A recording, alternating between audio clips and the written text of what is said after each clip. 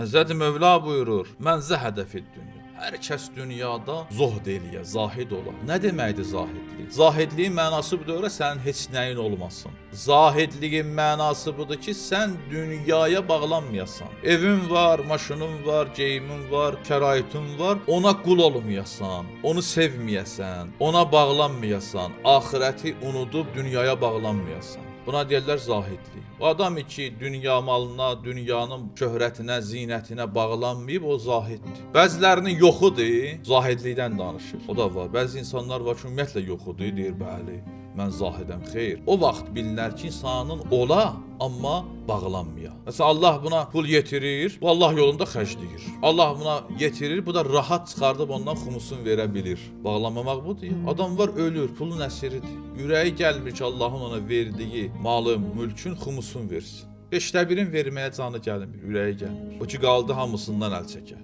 O heç 1/5 verə bilmir din, iman yolunda, Allah yolunda. İmam Zamanın pulunu verə bilmirsə bu adam, deməli hamısından keçə bilməz. Zahidlik insana azadlıq gətirir. Həzrət Mövla buyurur, hər kəs dünyada zahid olarsa, öz nəfsini azad eləyər, özün azad eləyər və Allahı da özündən razı eləyər. İstəyərsən nəfsin, ruhun azad olsun, azad ruha malik olasan, bir dünyaya bağlanma, dünyaya əsir olma. Belə olan halda özünü azad eləyirsən, Allahı da özündən razı salırsan.